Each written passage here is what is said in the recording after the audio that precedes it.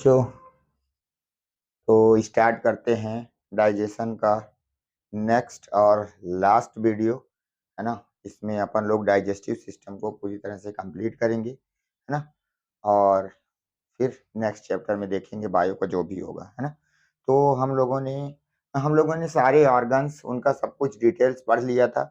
अब हमें डाइजेशन की फाइनली प्रोसेस देखनी है ना। डाइजेशन की प्रोसेस क्या है, एब्जॉर्बेशन कैसे होता है, और कुछ डिसऑर्डर देखने हैं। उसके बाद ये चैप्टर हम लोग क्या कर देंगे, खत्म कर देंगे, है ना। तो चलिए देखते हैं कुछ, है ना, डाइजेशन की। अब हम लोग को क्या देखना है, प्रोसेस ऑफ डाइजेशन।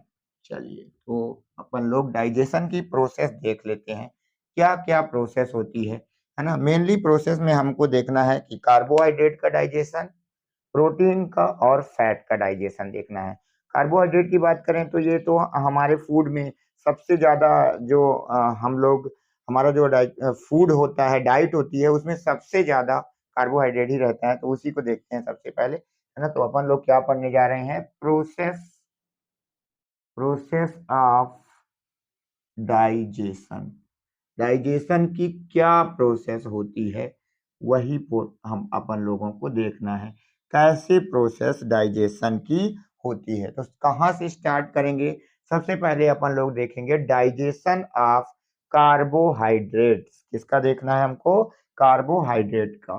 ठीक है, चलिए तो पहला हम लोग देखेंगे डाइजेशन ऑफ कार्बोहाइड्रेट्स। हमको सबसे पहले कार्बोहाइड्रेट्स का डाइजेशन देखना है कि कैसे इसका डाइजेशन होता है। पहले तो हमको इसका डाइजेशन देखना है, स्टार्च डाइजेशन करवाना है। ठीक है, सब जितने भी चीजों का डाइजेशन देखेंगे, हम ये देखेंगे माउथ पे कैसा होता है, इसोफेगस में क्या डाइजेशन होता है, स्टमक में, स्मॉल इंटेस्टाइन, लार्ज इंटेस्टाइन, चारों जगह पर देखेंगे कि क्या डाइजेशन की प्रक्रिया पूरी होती है और कैसे डाइजेशन इसमें होता है। तो सबसे पहले हम कार्बोहाइड्रेट की बात करते हैं नंबर 1 से, माउथ से। तो क्या माउथ से कार्बोहाइड्रेट का डाइजेशन होता है, तो यस, माउथ से कार्बोहाइड्रेट का डाइजेशन स्टार्ट हो जाता है। और इसमें 30% डाइजेशन किया जाता है हमारे सलाइवा के द्वारा। ठीक है ना। तो हम इसमें कह सकते हैं डाइजेशन ऑफ कार्बोहाइड्रेट, है ना, digestion of carbohydrates start from mouth. Mouth से ही इसका डाइजेशन क्या हो जाता है, शुरू हो जाता है। ठीक है ना। और कितना परसेंट डाइजेस्ट हो जाता है ना, 30% कार्बोहाइड्रेट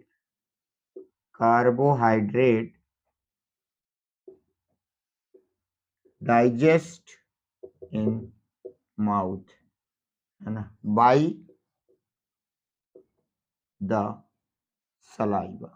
किसके द्वारा, 30% कार्बोहाइड्रेट का डाइजेशन सलाइवा के द्वारा माउथ पर ही कर दिया जाता है।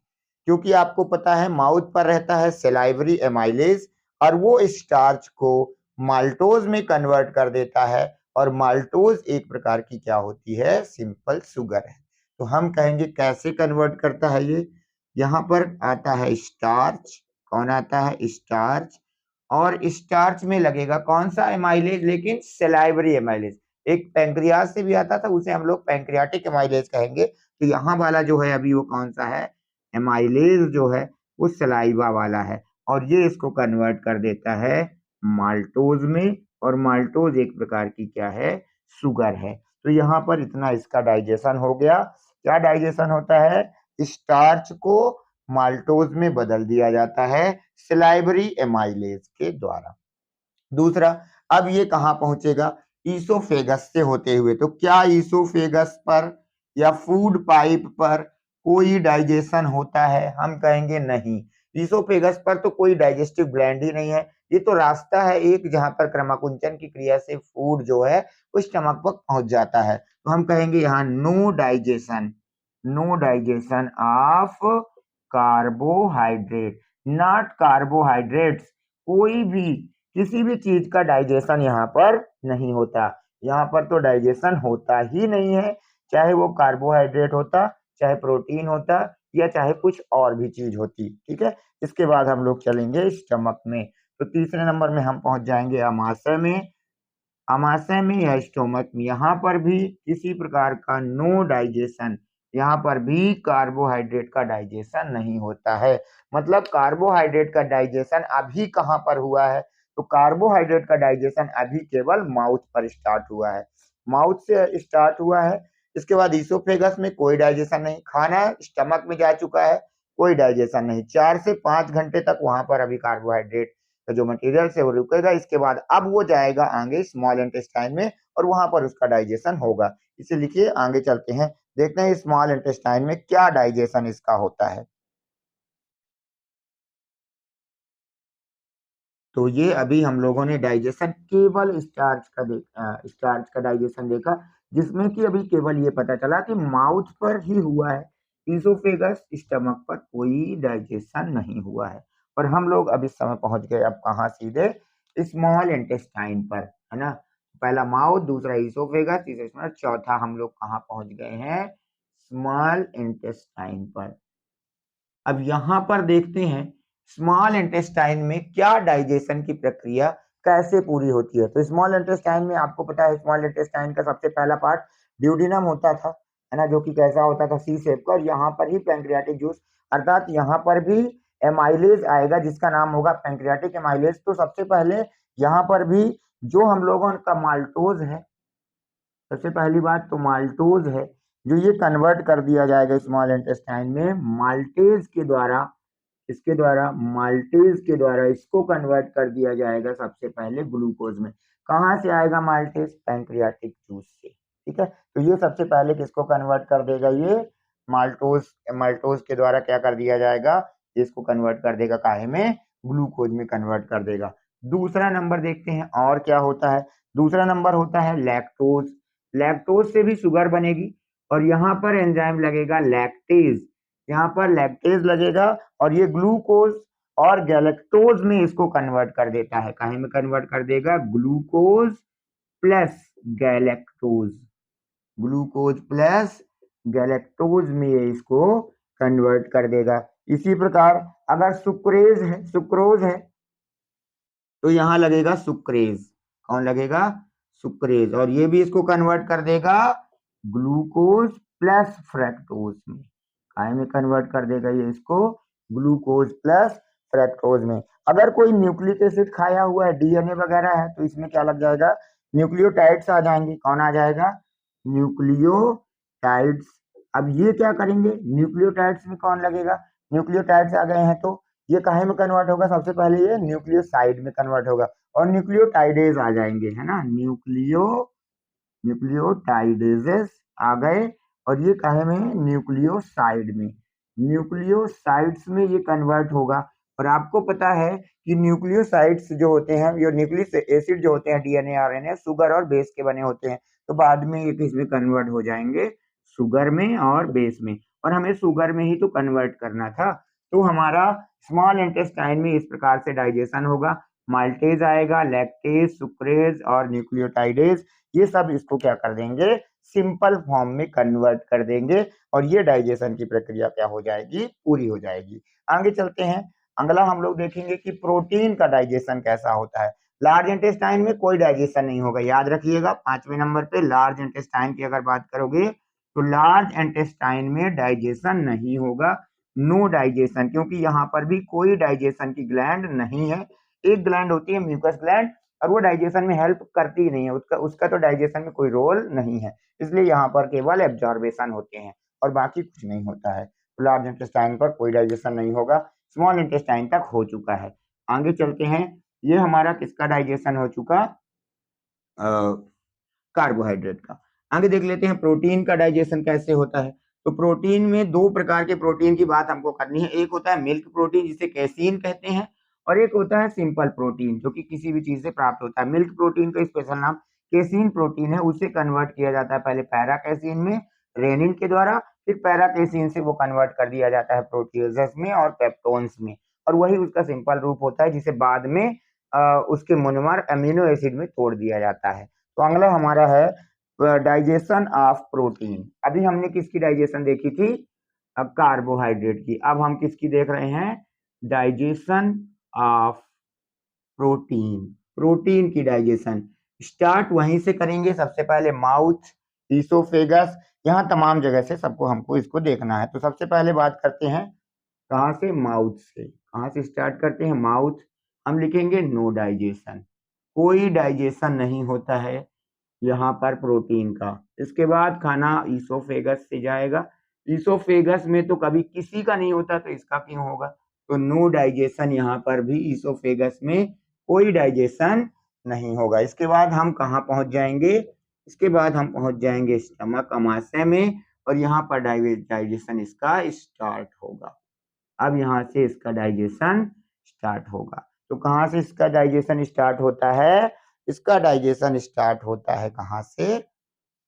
स्टमक से। ठीक है, कैसे होता है देखिए। सबसे पहले हम बात करते हैं, दोनों की बात करेंगे। पहले मिल्क प्रोटीन की बात करते हैं। अगर हम पहले बात करेंगे मिल्क प्रोटीन की, मैंने जैसा ही आपको नाम बताया कि मिल्क प्रोटीन जो होता है, इसको एक स्पेसिफिक नाम दिया गया है जिसे हम लोग क्या कहते हैं? केसीन कहते हैं। तो यहाँ पर हमारे पास मान लीजिए कैसीन है।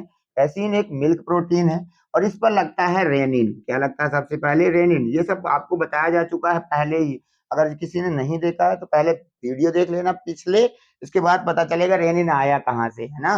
तो ये रेनिन आ जाएगा, और ये रेनिन मिल्क प्रोटीन जो होता है कैसीन को, इसे ये पैरा कैसीन में चेंज कर देता है। पोलो काहे में कन्वर्ट कर देता है? ये इसको पैरा कैसीन में कन्वर्ट हो जाता है। तो सबसे पहले ये रेनिन इसको काहे में कन्वर्ट कर देता है? पैरा कैसीन में कन्वर्ट हो जाता है। इसके बाद इसमें पेप्सिन लगता है। पेप्सिन लगता है, और जो पेप्सिन होता है ये इसको कन्वर्ट कर देता है पेप्टोन्स में, और प्रोटियोजेस में कन्वर्ट कर देगा। काहे में? प्रोटियोजेस एंड पेप्टोन्स में, ये इसको इसमें कन्वर्ट कर देता है। तो इस प्रकार से इसका डाइजेशन होता है। अगर हम बात करें कोई सिंपल प्रोटीन की, जो कि वो मिल्क प्रोटीन नहीं है, कोई साधारण प्रोटीन है या सिंपल प्रोटीन है, तो उसमें पेप्सिन लगता है। क्या लगता है? पेप्सिन। और वो डायरेक्ट पेप्सिन इसको सीधे प्रोटीएजेस में और इसमें कन्वर्ट कर देता है यहाँ पर। तो इसमें इसका स्टमक में इतना ही अभी यहाँ पर प्रोटीन का डाइजेशन होगा। इसके बाद ये कहाँ चला जाएगा? अब स्टमक के बाद कहाँ जाएगा? स्मॉल इंटेस्टाइन में। तो इसे स्मॉल इंटेस्टाइन में ले जा करके, और जो भी आपको पता है स्मॉल इंटेस्टाइन में तो खूब सारे अभी एंजाइम आएंगे, है ना, जैसे ट्रिप्सिन, काइमोट्रिप्सिन, और वो सारी चीजें भी यहाँ पर अभी इस पर लगेंगी। तो देखते हैं अब आगे क्या होता है। आगे स्मॉल इंटेस्टाइन में इसके साथ क्या होने वाला है वो भी देख लेते हैं। स्मॉल इंटेस्टाइन पर क्या होगा? तो ये अभी कहाँ हुआ है? स्टमक में क्या हुआ है? मिल्क प्रोटीन पे रेनिन लगता है जिसे कैसीन कहते हैं, पैरा कैसीन में कन्वर्ट होता है। पेप्सिन लगता है, कैल्शियम भी लगता है, और वो इसको प्रोटीएजेज और पेप्टोन्स में कन्वर्ट कर देता है। ठीक है, चलिए आगे चलते हैं। अब ये प्रोटीएजेज और पेप्टोन्स कहाँ जाएंगे स्टमक के बाद? अब हमारी प्रोसेस कहाँ पहुंचेगी? अब हम लोग सीधे पहुंचेंगे स्मॉल इंटेस्टाइन पर। स्मॉल इंटेस्टाइन पे जितने भी एंजाइम्स वगैरह आकर के मिलेंगे, वो सब पहले ही पार्ट ड्यूडिनम पर आकर के मिलते हैं। तो सबसे पहले स्मॉल इंटेस्टाइन में पैंक्रियास से जो पैंक्रियाटिक जूस निकला था, उसमें सबसे पहले हमारे पास था ट्रिप्सिनोजन, काइमोट्रिप्सिनोजन। कौन सा? सबसे पहली बात करते हैं ट्रिप्सिनोजन की। सबसे पहले हमारे पास कौन सा था? ट्रिप्सिनोजन। कौन सा? ट्रिप्सिनोजन।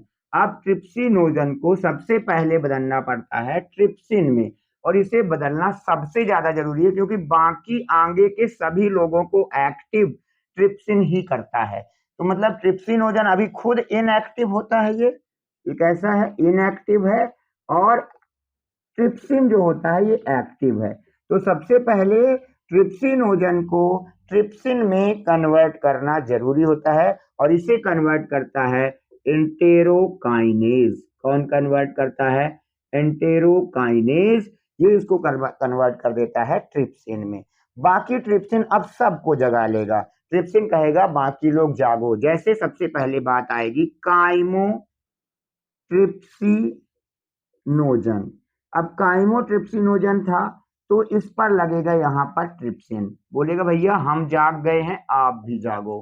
तो काइमोट्रिप्सिनोजन क्या हो जाएगा, जो काइमोट्रिप्सिनोजन इनएक्टिव है, ये इनएक्टिव फॉर्म में है काइमोट्रिप्सिनोजन जितने, और काइमोट्रिप्सिनोजन को ट्रिप्सिन क्या कर देगा, इसको एक्टिव कर देगा और ये कन्वर्ट कर देगा काइमोट्रिप्सिन में, काहे में कन्वर्ट कर देगा, काइमोट्रिप्सिन में। तो ये कन्वर्ट हो गया हमारा काइमोट्रिप्सिन में। तो काइमोट्रिप्सिन, तो सबसे पहले ट्रिप्सिनोजन को एक्टिव करना जरूरी होता है, जिसे कौन करेगा एक्टिव, इंटेरोकाइनेज। अगर ये एक बार एक्टिव हो गया तो फिर ये सबको एक्टिव कर देगा। तो काइमोट्रिप्सिनोजन पर लगेगा ट्रिप्सिन और ये इसको किस में कन्वर्ट कर देगा, काइमोट्रिप्सिन में कन्वर्ट कर देगा।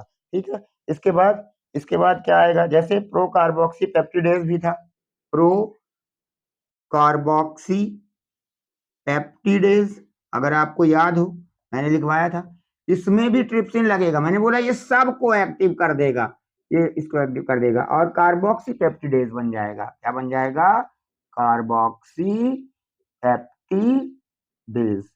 अब ये सारे, ये कौन जो एक्टिव हो चुके हैं, ट्रिप्सिन, काइमोट्रिप्सिन, ये सब जो हमारे प्रोटीजेस, पेप्टोन्स, प्रोटीन्स जो कन्वर्ट हुए थे, वो उनको आगे चल करके क्या कर देंगे, कन्वर्ट कर देंगे, डाईपेप्टाइड में तोड़ देंगे और वो उसका मोनोमर बना लेगा, जिसे हम लोग क्या कहते हैं, अमीनो एसिड। तो इसको भी लिखना है कि स्मॉल इंटेस्टाइन में जिन्हें हम लोगों ने एक्टिव कर दिया। अब हमारे पास जो प्रोटीन कन्वर्ट हुआ था, देखिए क्या क्या प्रोटीन कन्वर्ट हुआ था। प्रोटीन हमारे पास जो था, पेप्टोन्स बना था, पेप्टोन्स बने थे, और क्या बने थे, पेप्टोन्स और प्रोटीजेस बने थे, प्रोटीजेस बने थे। और जो प्रोटीन होते हैं जितने, उनमें सब में कौन लगता है, ये लगता है कौन, ट्रिप्सिन इन पे एक्टिव होगा। कौन एक्टिव होगा, यहाँ से यहाँ पर लग जाएगा कौन, ट्रिप्सिन लगेगा, और कौन लगेगा इसी प्रकार, काइमोट्रिप्सिन लगेगा। ये सब इस पर क्या लग जाएंगे और इसको क्या कर देंगे, इसको इसके पॉलीमर में कन्वर्ट करेंगे, जिसे हम लोग डाईपेप्टाइड कहते हैं। तो काहे में कन्वर्ट कर देंगे इसको, ये डाईपेप्टाइड में। After that it is convert in monomer, इसे मोनोमर कन्वर्ट कर लिया जाएगा, जो क्या होता है, अमीनो एसिड। तो प्रोटीन फाइनली काहे में टूट जाते हैं, अपने सिंपल फॉर्म में, जिन्हें हम क्या कहते हैं, अमीनो एसिड। तो प्रोटीन किसके बने हुए हैं, अमीनो एसिड के बने हुए हैं। तो ये फाइनली किस में टूट जाता है, प्रोटीन में टूट जाता है। इसके बाद बात करते हैं, इसके बाद अब अब तो ये अमीनो एसिड में टूट गया। अब अगर आप लार्ज इंटेस्टाइन में जाएंगे भी, तो लार्ज इंटेस्टाइन में कुछ नहीं होने वाला है, क्योंकि यहाँ पर तो नो डाइजेशन। क्या होता है लार्ज इंटेस्टाइन में, केवल फूड का एब्जॉर्बेशन होता है। चलिए नेक्स्ट प्रोसेस पे चलते हैं। तो हमने कार्बोहाइड्रेट की प्रोसेस देख ली, प्रोटीन के देख ली, और अब देख लेते हैं काहे की, अब देख लेते हैं हम लोग फैट की। फैट का डाइजेशन कैसे होता है ना। अगला है तीसरा नंबर हमारा, फैट। फैट कहाँ डाइजेस्ट होगी, तो चलिए देखते हैं। सबसे पहले बात करोगे कहाँ से, माउथ से। इसकी बात कर रहे हैं फैट के लिए, थर्ड नंबर। तो सबसे पहले माउथ, माउथ पर नो डाइजेशन, कोई डाइजेशन नहीं होगा भैया माउथ पर। इसके बाद ईसोफेगस, ईसोफेगस में तो किसी का ही नहीं होता, तो इसका क्यों होगा, तो यहाँ पर भी नो डाइजेशन। तो सर होना कहाँ से है, स्टमक से तो शायद हो, है ना, स्टमक। तो यहाँ पर भी नो डाइजेशन, यहाँ पर भी इसका कोई डाइजेशन नहीं है। तो सर पक्का स्मॉल इंटेस्टाइन से होगा। तो भैया कहीं ना कहीं तो डाइजेस्ट होना ही है, तो स्मॉल इंटेस्टाइन से इसका डाइजेशन स्टार्ट होता है। तुक्का मारोगे तीन में, तो यहाँ तक करते करते तो कहीं ना कहीं किसी के तो सही हो ही जाएगा। अब इसमें नहीं हो रहा है तो इसमें नहीं हो रहा था, इसमें नहीं हो रहा, इसमें तो होगा ही, है ना। तो स्मॉल इंटेस्टाइन से इसका क्या हो जाएगा, डाइजेशन स्टार्ट हो जाएगा। स्मॉल इंटेस्टाइन में इसके डाइजेशन की शुरुआत करता है बाइल। कौन सी शुरुआत करता है इसका, बाइल। और बाइल मैंने आपको बताया था इमल्सिफिकेशन करता है। जो लार्ज फैट मॉलिक्यूल्स होते हैं, ये बड़े बड़े फैट मॉलिक्यूल्स हैं, जो बड़े फैट मॉलिक्यूल को क्या कर देता है, ये छोटे मॉलिक्यूल्स में तोड़ देता है, ऐसे छोटे छोटे, जिन्हें हम लोगों ने नाम भी दिया था, इन्हें हम लोग मिसेल्स कहते थे। क्या कहते थे, मिसेल। और इस प्रोसेस में इमल्सिफिकेशन हुआ था। तो सबसे पहले इसको इसमें कन्वर्ट कर दिया जाता है। इसके बाद क्या किया जाता है, तो सबसे पहली प्रोसेस तो इसमें बाइल भाग लेता है, जो क्या करवाता है, इमल्सिफिकेशन।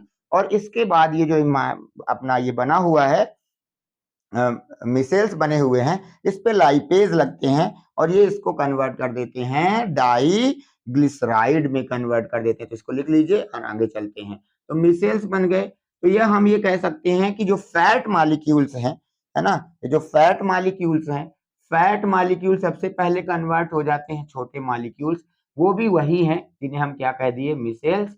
और इसके बाद इस पर लगता है, कौन लगता है, लाइपेजेस लगते हैं, लाइपेज लगते हैं, लाइपेजेस। और ये मिसेल्स जो होते हैं ये कन्वर्ट कर दिए जाते हैं डाईग्लिसराइड में। काहे में कन्वर्ट कर दिए जाते हैं, डाईग्लिसराइड, काहे में, डाईग्लिसराइड। और ये इसके बाद कन्वर्ट कीजिए, डाई है तो इसको आगे कन्वर्ट कर दिया जाएगा मोनोग्लिसराइड में। काहे में कन्वर्ट कर दिया जाएगा, मोनोग्लिसराइड में। और ये भी एक प्रकार का क्या बन जाएगा, मोनोमर।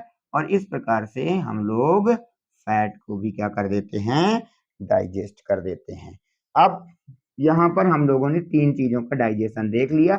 आप लोगों को सबसे पहले क्या याद रखना है इसमें सर याद रखने वाली बातें क्या हैं, इसमें याद रखने वाली बातें ये हैं कि कार्बोहाइड्रेट का डाइजेशन कहाँ से स्टार्ट हुआ और कौन से एंजाइम ने उसको किस चीज में कन्वर्ट किया। प्रोटीन का डाइजेशन स्टार्ट हुआ, प्रोटीन सिंपल फॉर्म में क्या टूटा। फैट का डाइजेशन कहाँ से स्टार्ट हुआ और किन लोगों ने इसकी हेल्प करके उसे किस चीज में तोड़ा। बस इतना ही आपको याद रखना है ना। बाकी कौन सी चीज कहाँ से आई है, इसके लिए आपको प्रीवियस ईयर के लेक्चर देखने पड़ेंगे, है ना, कि रेनिन कहाँ से आया, ट्रिप्सिन कहाँ से आया, ट्रिप्सिनोजन कहाँ से आया, प्रोकार्बोक्सीपेप्टिडेज कहाँ से आया। अगर आपको ये सारी चीजें देखनी है तो फिर आपको पहले वीडियो देखना पड़ेगा, पिछले वीडियो, तब तो जाकर के समझ में आएगा। ठीक है, अब बात कर लेते हैं हम लोग इसके एब्जॉर्बेशन की, किस चीज का एब्जॉर्बेशन कहाँ पर होता है। ठीक है, चलिए, तो क्योंकि अब तो फूड डाइजेस्ट हो चुके हैं, अब इन्हें एब्जॉर्ब करके कहाँ ले जाना है, ब्लड में। और फिर ब्लड के बाद ये कहाँ जाते हैं, सेल में, है ना। तो चलिए सबसे पहले इसको हम लोग क्या कर लेते हैं, अब हम लोग इसका करवा लेते हैं एब्जॉर्बेशन, करवा लेते हैं absorption.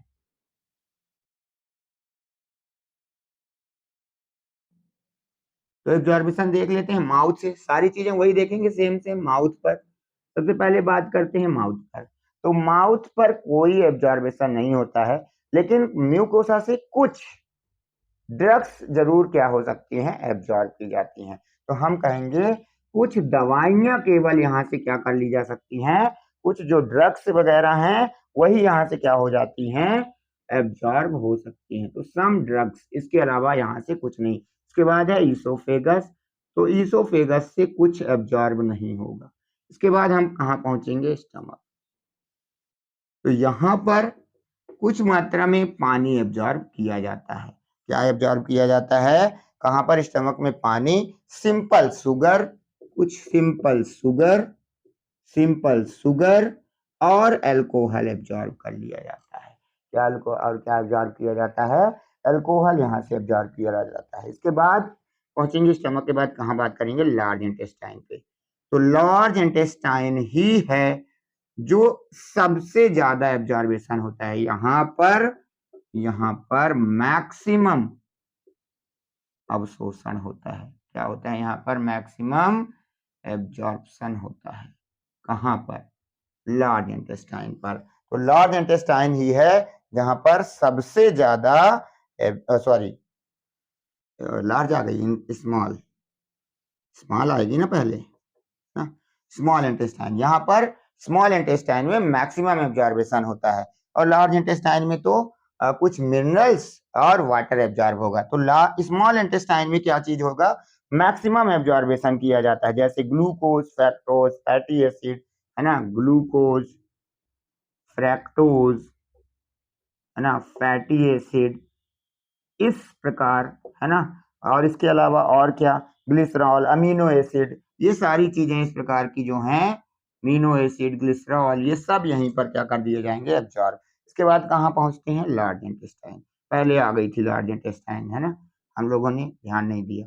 Large intestine, large intestine पे क्या होगा, लार्ज इंटेस्टाइन में मोस्टली वाटर, और कुछ मिनरल्स का एब्जॉर्बेशन यहाँ पर होगा, और कुछ दवाइयाँ तो सब पे आ सकती हैं कहीं पर भी, है ना। तो यहाँ पर भी क्या हो सकती हैं, कुछ ड्रग्स वगैरह यहाँ पर भी क्या हो सकती हैं, एब्जॉर्ब हो सकती हैं। तो ये हो गया हमारा एब्जॉर्बेशन। हमने डाइजेशन भी कर दिया, और कौन चीज कहाँ पर एब्जॉर्ब होगी वो भी देख लेना है आपको, है ना। तो यहाँ पर कुछ दवाइयाँ एब्जॉर्ब की जाती हैं म्यूकोसा के द्वारा।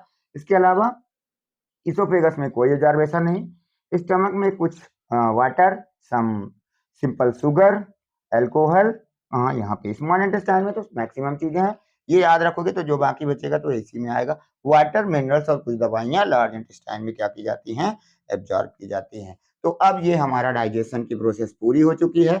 अब हम बात करते हैं इस चीज की कि सर अब ये जो अनडाइजेस्टिव फूड है जो कि डाइजेस्ट नहीं हुआ और वो जा करके रेक्टम में स्टोर हो गया है, उसे हम बॉडी से रिमूव आउट कैसे करते हैं। तो हम थोड़ा सा अब प्रोसेस देख लेते हैं, काहे की प्रोसेस देख लेते हैं, इजेशन की प्रोसेस को देख लेते हैं। इजेशन मतलब remove out from the body. तो इजेशन देख लेते हैं कैसे होता है इजेशन। ठीक है, तो देखिए इजेशन में क्या होता है। इजेशन में सबसे बड़ी बात ये होती है कि इजेशन में डायफ्राम जो अपना होता है वो महत्वपूर्ण भूमिका निभाता है। डायफ्राम क्या होता है, एक मस्कुलर स्ट्रक्चर बना होता है जो हमारी बॉडी को दो भागों में डिवाइड करता है, ऊपर थोरेसिक कैविटी और नीचे एब्डोमिनल कैविटी, जहां पर अपना ये क्या लगा हुआ है, पूरी बॉडी ये विसरल ऑर्गन है, वो क्या कहलाता है ये। तो ये सबसे पहले हमारा ये यहाँ पर लगा हुआ है डायफ्राम लगा हुआ है, ये हमारा लगा हुआ है डायफ्राम।